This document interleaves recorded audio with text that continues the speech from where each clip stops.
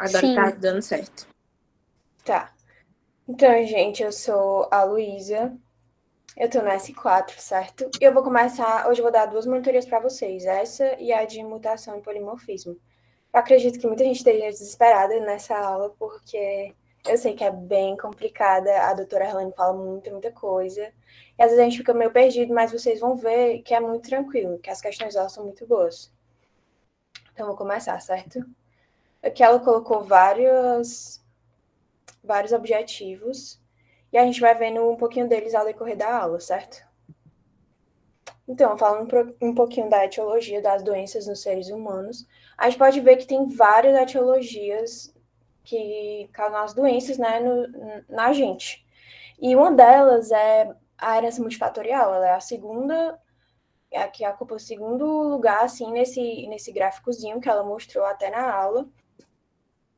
E a gente consegue ver que tem uma grande importância, certo? E aí, as doenças humanas, elas têm uma influência tanto do componente genético quanto do componente ambiental, certo? E onde a herança multifatorial entra aí? Ela entra meio que no meio. Ela tem tanto a influência da genética quanto do componente ambiental, que é, por exemplo, o defeito no tubo neural, que a gente vai ver. E aí, ela falou também na aula que as doenças raras, elas têm alto risco de recorrência, e as doenças comuns, ela tem baixo risco de recorrência, certo? Então, vamos diferenciar a herança monogênica da poligênica. A herança monogênica, ela tem um fenótipo facilmente reconhecível, ou seja, se um paciente ele tiver uma herança monogênica, a gente vai saber que ele tem uma doença, a gente vai conseguir ver. Tipo o síndrome de Down, o fenótipo é bem característico. Já na herança poligênica, a gente vê que tem fenótipos intermediários.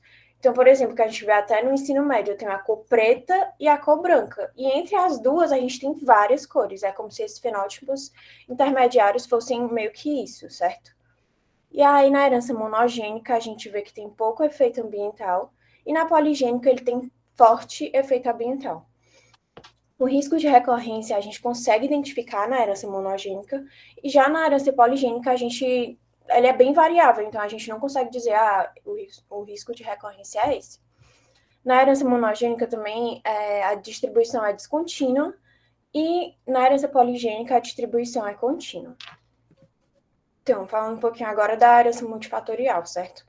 É uma herança que, como eu já disse, né, ela é caracterizada por uma combinação tanto de fatores ambientais e mutações em genes múltiplos. Então, a gente consegue ver aqui a herança poligênica e os fatores ambientais. E a gente vê que no meio está a herança multifatorial, porque ela recebe influência dos dois. E dentro da herança multifatorial, a gente tem genes que têm grande influência e genes que têm pouca influência, certo? E aí, caracterizando um pouco da herança multifatorial, a herança multifatorial, né, na verdade. Eu acho que isso é bem importante, é bom vocês terem bastante noção disso, que eu acho que alguma questão disso vai cair, vocês precisam ter noção disso, certo? E aí, ela não tem um padrão de herança dentro da família. O risco de recorrência é mais alto quando mais de um membro da família é afetado. Então, tipo assim, eu tenho o João e a Maria. O João, ele tem um primo e um irmão afetado com determinada doença. Já a Maria, ela tem só um irmão. Então, o risco de recorrência é mais alto na família do João, certo?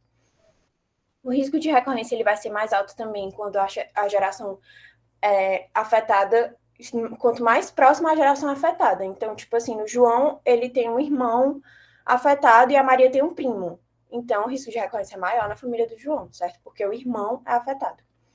E aí, quanto mais grave a malformação, maior o risco de recorrência. E se o caráter é mais frequente no sexo, o risco de recorrência é mais alto para genitores que tiverem filhos no sexo menos afetado. Aí aqui eu botei algum exemplo para ficar mais fácil de vocês entenderem, certo? Ana tem uma menina afetada com luxação congênita do quadril, que é mais comum no sexo feminino. Então, o risco dela ter outro filho afetado é menor quando comparado ao de José, que teve um menino na mesma condição, certo? Porque a luxação congênita do quadril é mais comum no sexo feminino. E aqui outro exemplo também que eu botei. Caio tem uma filha com autismo, que é mais comum no sexo masculino, logo o risco de ter outro filho afetado é maior do que Joana, que teve um filho com a mesma condição. que é basicamente a mesma coisa que eu falei no outro exemplo, que tem a ver com o sexo. A gente consegue saber a influência dos sexos nessas doenças, certo? E aqui falando um pouquinho do conceito de herdabilidade, que a gente representa com esse Hzão, ela é o componente, ela corresponde à medida do componente genético. E ela é específica para a população que está sendo estimada. Então, se eu estou estudando a população brasileira, eu vou ter uma herdabilidade específica para essa população, que eu não posso usar essa herdabilidade, por exemplo, na população europeia, certo? Ela vai determinar a importância dos mecanismos genéticos. E aí, quando a gente tem um H igual a zero, a gente consegue ver que tem um caráter determinado pelo ambiente. Já quando esse H ele é já quando esse H ele é igual a 1, ele é determinado pela genética, certo? E aí, falando um pouquinho das doenças multifatoriais, os exemplos na infância. A gente tem a cardiopatia congênita, a gente tem defeitos no tubo neural, a gente tem estenose pilórica, fenda palatina, lábio leporino com fenda palatina, pé torto congênito e luxação congênita de quadril. Aí aqui é basicamente falando também das incidências e falando sobre os sexos, né?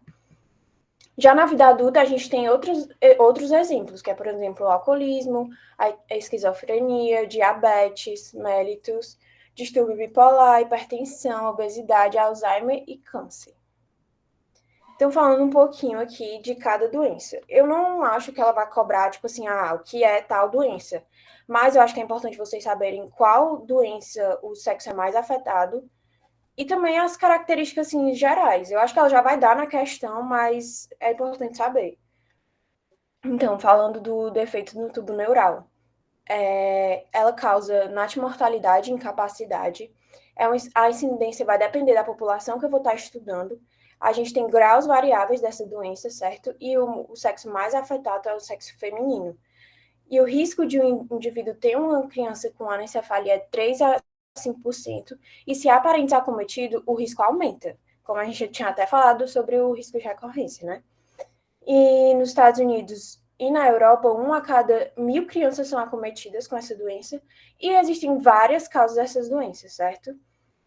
95% são as primeiras crianças afetadas na família, ou seja, a família nunca teve um bebê com defeito no tubo neural, e aí veio um bebê com defeito no tubo neural, certo?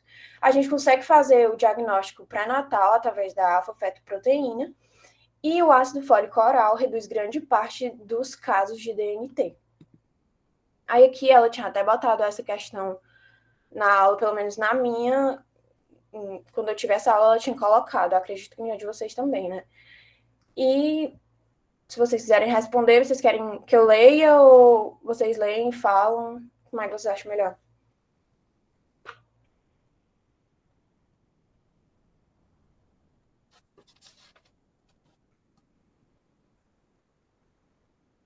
Tá, então eu vou ler, certo? Então, sobre o defeito no tubo neural. A gente não consegue realizar diagnóstico pré-natal. É mais comum ocorrer em meninos do que em meninas. A vitamina B oral é capaz de prevenir a recorrência dessa doença. O risco de recorrência seria maior se houvesse outros parentes afetados. A doença é mais frequente em comunidades americanas do que europeias. Você acha que é qual?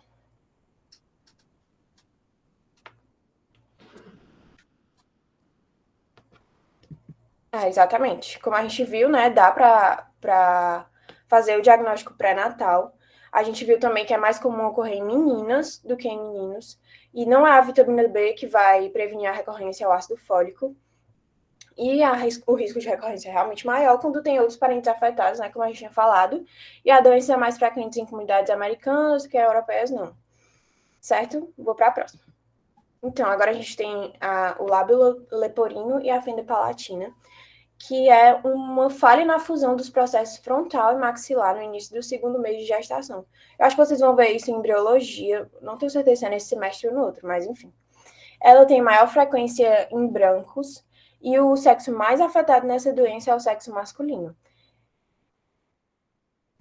A gente tem formas monogênicas, cromossômicas e teratógenos, e 30% ocorre em gêmeos monozigóticos e 5% em dizigóticos. Isso por conta de uma influência maior genética do que ambiental e por conta também da alta herdabilidade.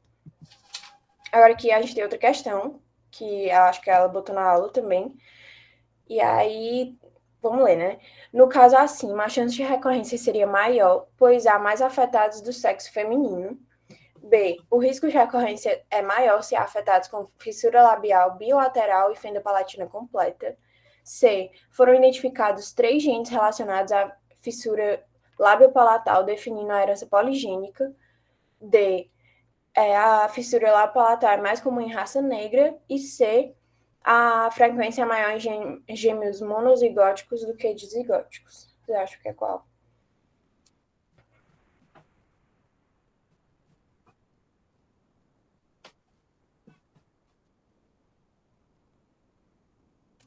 Nesse caso a gente tem mais de um item correto. A A tá certa porque a gente viu que o sexo afetado, certo? O risco de recorrência é maior se há mais afetados com a fissura labial bilateral e fenda palatina completa. Isso porque isso aqui é um quadro pior do que, por exemplo, se o paciente tivesse só a fissura labial bilateral. Então, o risco de recorrência aumenta quanto mais a doença é ruim, assim, vamos dizer. E a frequência, como a gente viu, é realmente maior. Deixa eu ver, Bia. Sim, o sexo mais afetado é o masculino. Sendo que, como a gente viu aqui. Deixa eu voltar. Aqui, ele tá falando um pouquinho do sexo, que, tipo assim, o risco de recorrência é mais alto para os genitores que tiverem filhos no sexo menos afetado. Então, se o mais afetado é o masculino, o risco de recorrência vai ser maior se tiverem mulheres afetadas, certo? E, enfim, acho que já justifiquei todas, né? Posso para a próxima, né? Qualquer dúvida, vocês podem falar, tá? Agora falando um pouquinho das cardiopatias congênitas. É bem frequente, várias pessoas nascem com elas, certo? Também depende de mecanismos monogênicos, cromossômicos e teratógenos. 94% dos casos são de herança multifatorial. E quando as cardiopatias elas recorrem numa família, as crianças afetadas não necessariamente apresentam o mesmo defeito anatômico. Então, tem vários defeitos. A gente tem forame oval patente, a gente tem comunicação interventricular. Então, tipo assim, se eu tive uma criança com uma cardiopatia, se eu tive uma criança com forame oval patente, não necessariamente eu posso ter outro filho com o mesmo defeito, certo? A comunicação ela é a mais comum, a interventricular. A atresia da válvula tricúspide é a mais rara, e o risco de recorrência dela é 1%, e a gente também consegue fazer o diagnóstico pré-natal, certo? Através do eco. Ixi, já botei a resposta. Mas, enfim, vou ler aqui e justificar os itens para vocês, certo? Sobre as cardiopatias congênitas, determine o item correto.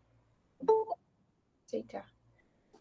Fazem parte das doenças contempladas na portaria tal, referente às doenças genéticas raras. B, é possível. Não, a gente viu, na verdade, que ela é bem comum, né? Então a gente não marcaria essa. É possível fazer o diagnóstico pré-natal nesses casos, sim, que a gente viu também.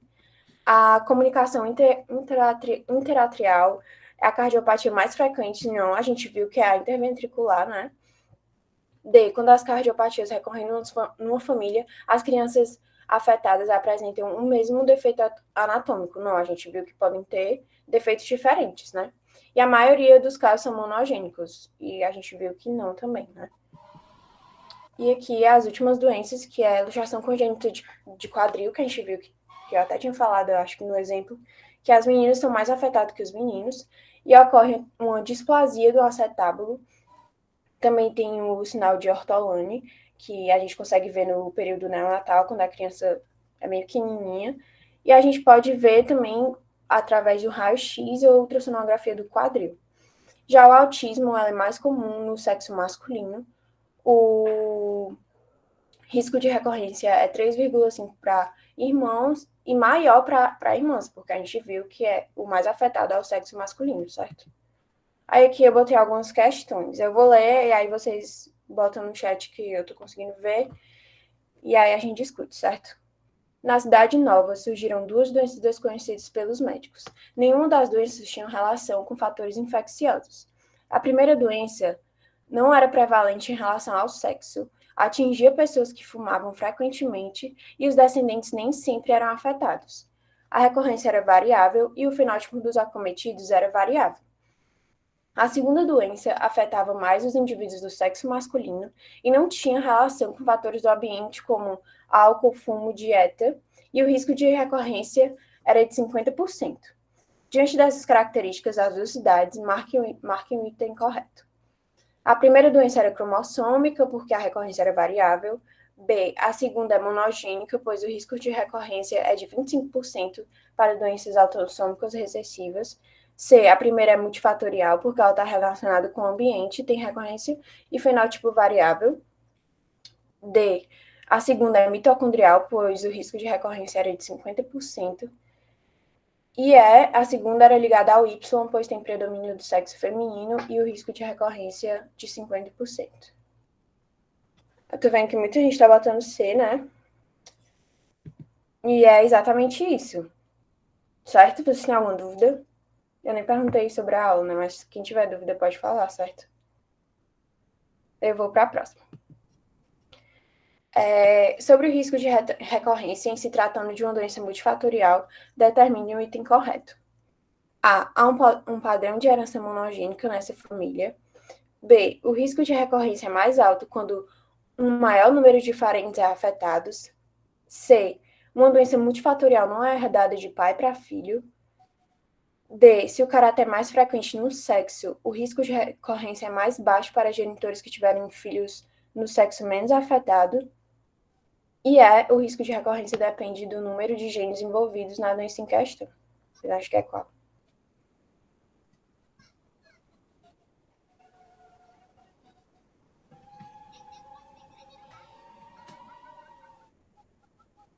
Certo. É B mesmo. Vocês querem que eu explique algum item? Ou tá de boa?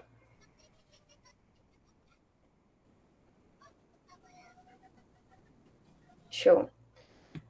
Pois, gente, essa aula foi isso. Vocês têm alguma dúvida? Oi, Luana, pode falar.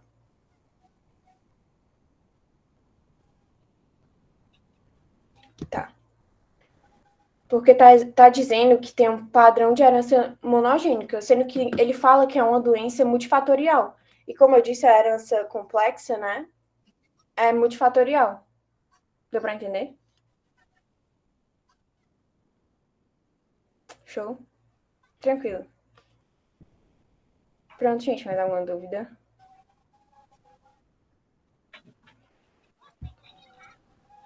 Então, gente, dessa aula foi isso, certo? Se vocês tiverem alguma dúvida, podem falar, de verdade. Agora eu vou dar de mutação e polimorfismo. Essa aula é bem mais de boa, certo? Normalmente vocês têm... Vixe, Maria. Normalmente vocês têm mais facilidade nela. Porque, enfim, a gente já viu boa parte disso no ensino médio, né?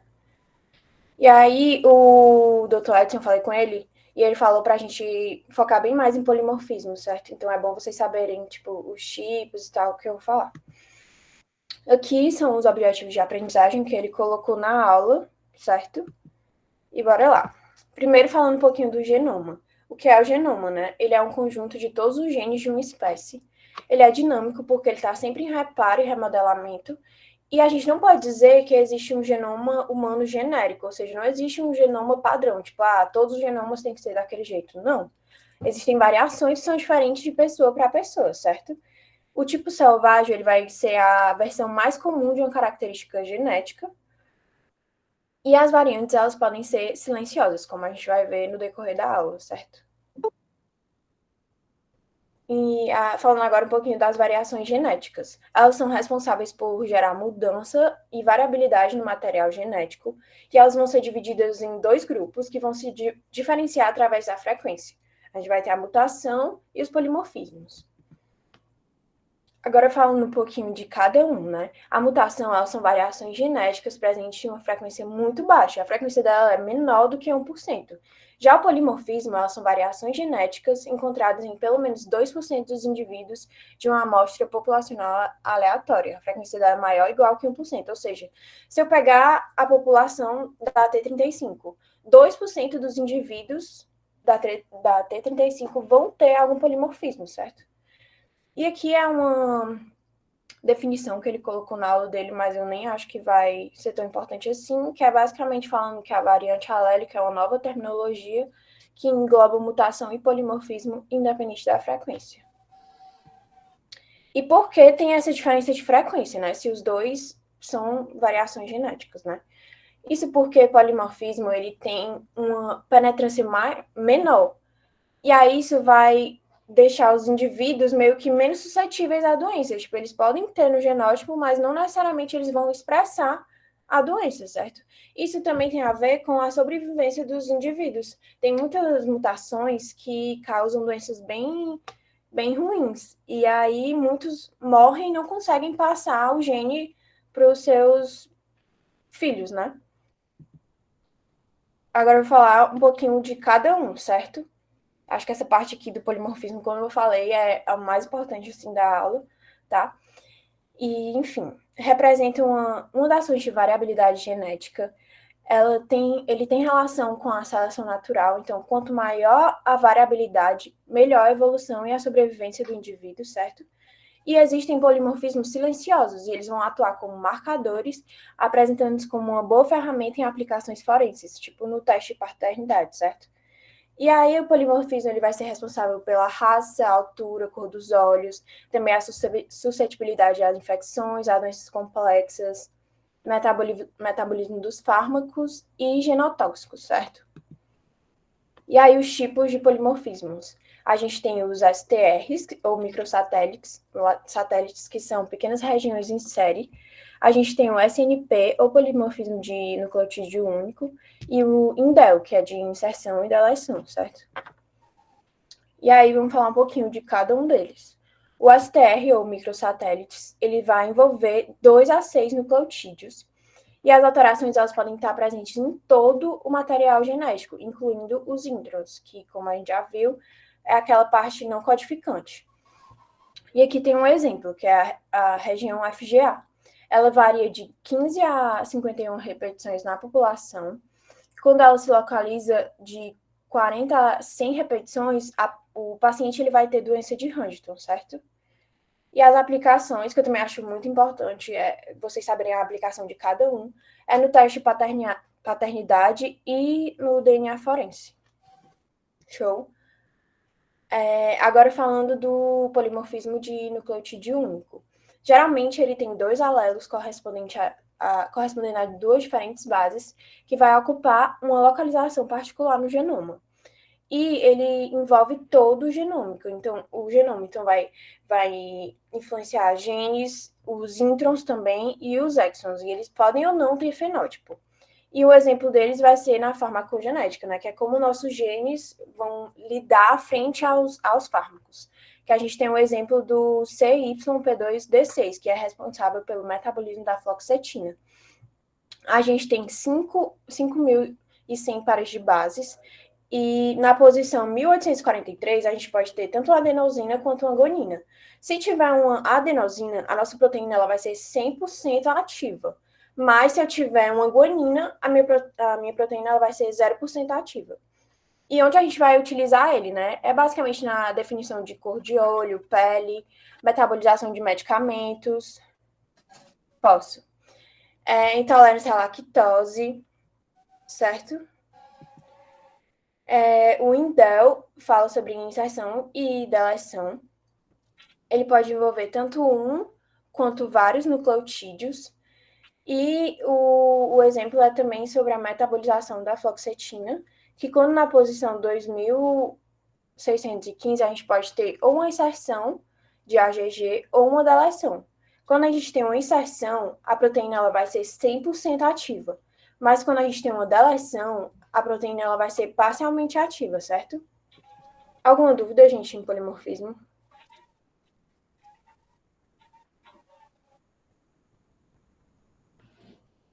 Certo, vou continuar, tá? Agora falando um pouquinho de mutação. As mutações, elas são qualquer alteração ou modificação brusca de genes ou de cromossomos, e elas podem provocar uma variação hereditária ou mudança no fenótipo. E a mutação, elas podem produzir uma característica favorável num dado ambiente e desfavorável no outro. Elas podem ocorrer em células somáticas ou germinativas, né? Que as células somáticas são as células do indivíduo que se replicam através de mitose, e as germinativas são as que a gente passa para os nossos filhos. Elas podem ser tanto espontâneas, que é quando a célula não tem reparo e aí ela está funcionando ali normal e aí ocorre a mutação, ou quando ela é induzida, que é basicamente quando a gente se expõe a organismos que podem causar mutação, que é tipo a radiação, vírus, enfim. E aí existem esses dois conceitos que até o Edson botou na aula dele, de mutação, que é basicamente a mutação molecular, que é uma alteração do material genético, que é um processo de alteração da sequência de DNA, ou também uma alteração na sequência de nucleotídeos. E também a mutação evolutiva, que é uma fonte de variabilidade genética, como a gente viu, e possibilita a adaptação a novos ambientes, por isso que ela é chamada de evolutiva.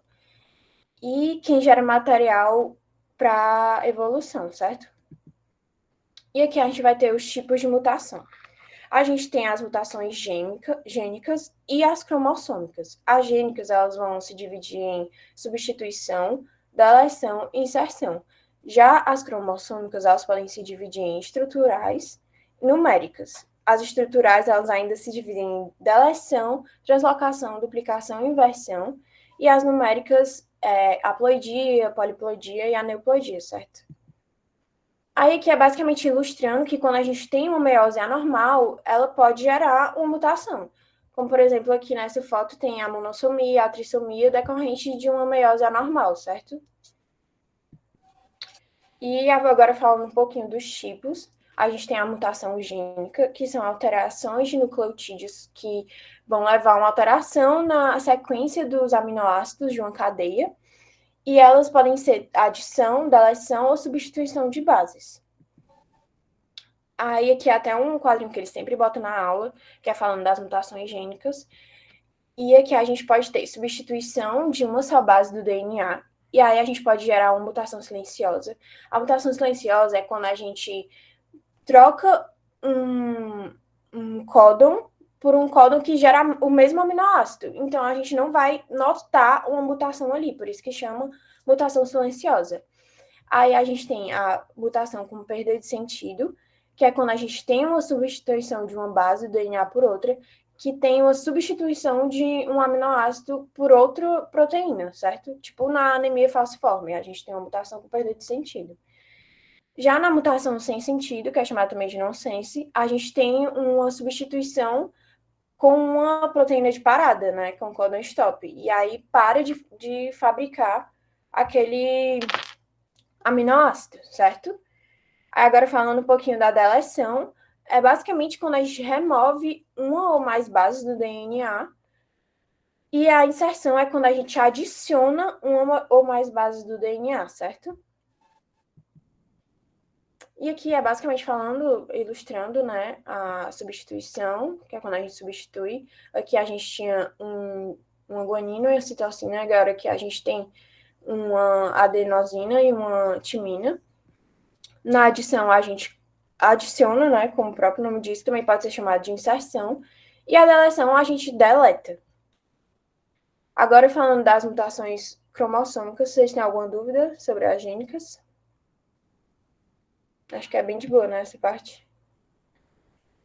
Tá, aí falando sobre as mutações cromossômicas. Elas são alterações que vão afetar vários genes, porque elas envolvem parte de um cromossomo ou o cromossomo inteiro. E elas podem ser numéricas ou estruturais, certo?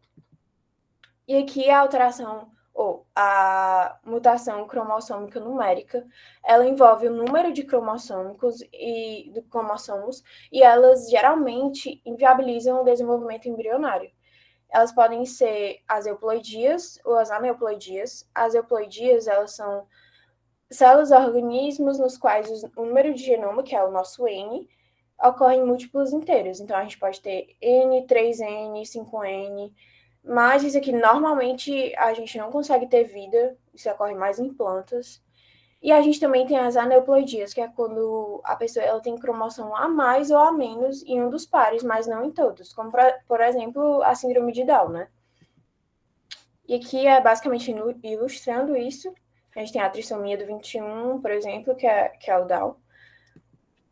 E as estruturais, que pode ser tanto a deleção, né, como eu tinha dito, que é quando meio que deleta uma parte, duplicação, que é quando a gente duplica, é bem, né, autoexplicativo, mas quando a gente duplica uma parte do nosso cromossomo, ou a inversão, que é quando a gente meio que troca uma parte do nosso cromossomo. Tipo, aqui a gente tinha ABC e aqui ficou ACB.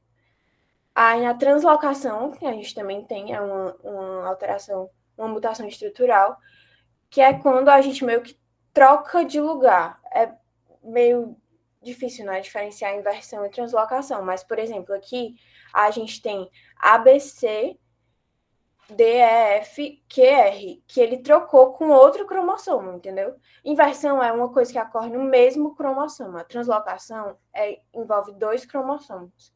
Acho que deu para entender, né? Vocês têm alguma dúvida?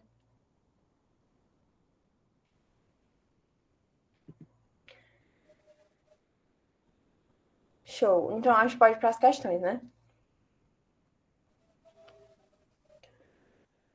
Tá, eu vou ler aqui. Um estudo revelou que, para o gene CYP2D6, foram descritas mais de 90 variações alélicas e aproximadamente 20 desses alelos têm alguma influência do metabolismo de fármacos. Entre essas variações, existem alterações de apenas um nucleotídeo. Qual a possível consequência para indivíduos que possuem essas alterações? A metabolização de determinados fármacos será impedida. B. Alguns fármacos podem apresentar efeitos não esperados. C. A alteração interfere no funcionamento geral do corpo. D. O conhecimento das alterações indica descartar o uso de determinados fármacos. E a alteração pode ser denominada de mutação. O que é que vocês acham?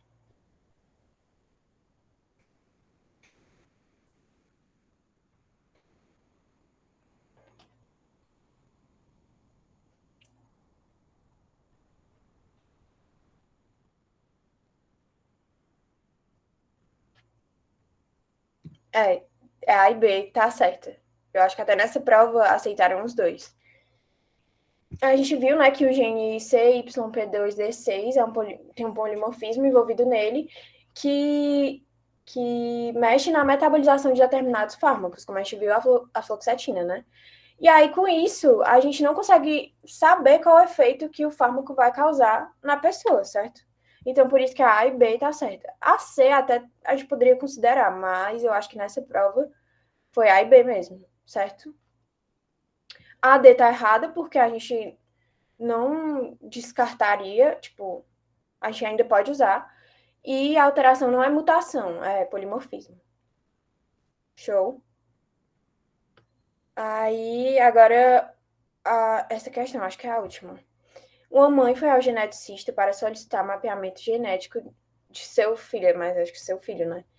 Pois na família existem casos de câncer hereditário. Após a realização do exame, foi identificada uma alteração em um gene que tem uma troca de nucleotídeo gerando um códon de parada. Essa mudança é chamada de... Exatamente. É D.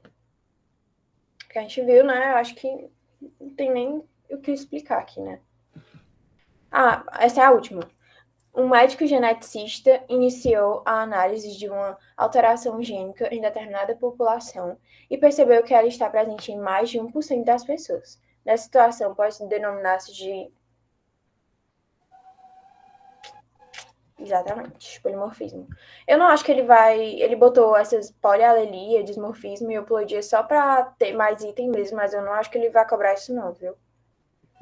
E é isso, gente. Essas foram minhas referências. Vocês têm alguma dúvida?